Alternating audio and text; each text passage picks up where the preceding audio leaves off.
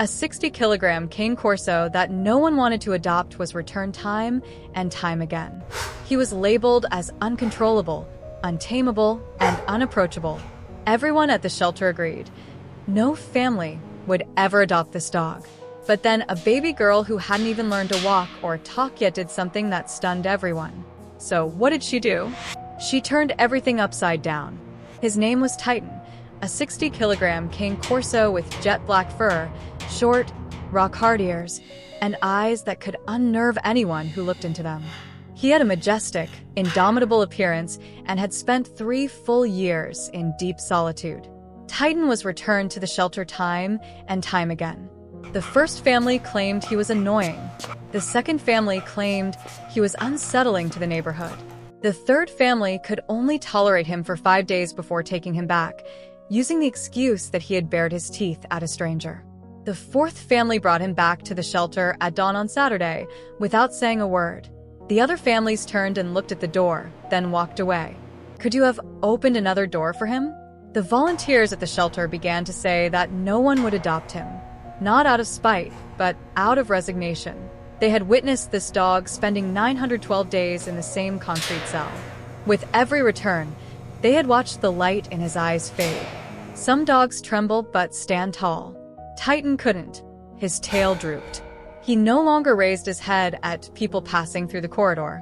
Here is a truth many failed to notice. Cane Corsos were originally bred as guard dogs on Italy's stone roads, in farms, and in port cities. By nature, they are not aggressive. They are resolute. They are loyal to the very end. But loyalty without a home to protect is nothing more than a scream echoing into the void. When Sara and Ethan stepped into the shelter, Titan had already withdrawn into himself. Sara was 7 months pregnant. Ethan had envisioned a small, quiet dog that wouldn't disrupt the household. But Sara stood in front of Titan's kennel and didn't move for 10 minutes. Why would a family like this abandon him? She asked. The shelter worker looked away. He's a heavy dog.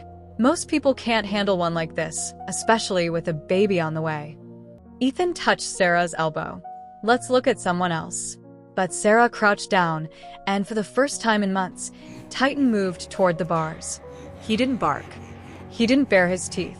He just touched his nose to the iron and let out a hollow, muffled sound.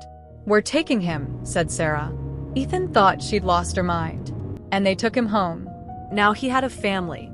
To be honest, most people would have come to the same conclusion. The first week was a complete mess from start to finish. Titan had forgotten how to exist within 4 walls. Sudden noises startled him, and he wouldn't even reach for a bite of food without someone by his side. At night, he paced the length of the hallways, as if he knew he'd be abandoned again every morning. Then came a turning point.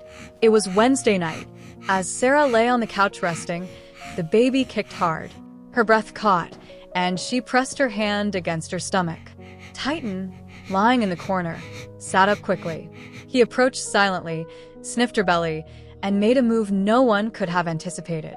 He stretched out, right next to her, right where she was, and didn't move a muscle for exactly 3 hours. After that night, Titan slept by Sara's side every night, not at the foot of the bed, but right next to her belly, as if he were aware of the precious life growing inside her. Some people say dogs can't understand pregnancy, but can they sense it? You already carry the answer within you. 8 weeks later, baby Lina was born. The doctors warned them. The family pressured them. Even Ethan's aunt called to urge them to keep Titan away from the baby. Cane Corsos are dangerous. Something could happen to your daughter. But Sara trusted Titan. And what happened on the way home proved that trust was well placed. When they first carried Lina in, Titan was waiting by the threshold. He didn't run. He didn't make a sound. He glided over to the baby seat, looked at the tiny being wrapped in pink knits, and pressed the tip of his nose against her forehead. Then he stepped back and took up his post to step away. Look, if you're still here but haven't subscribed yet, I'm telling you this from the bottom of my heart. It really saddens me. We've put so much into these stories. Click subscribe. Trust me, you'll definitely want to see what happens next. Days turned into weeks, weeks into months, and the bond blossoming between Titan and Lina grew beyond all expectations.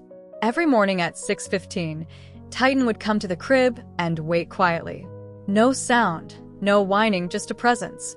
As Lina opened her eyes, his tail would sway on its own. The former staff admitted they had never seen this before. It's important to know this.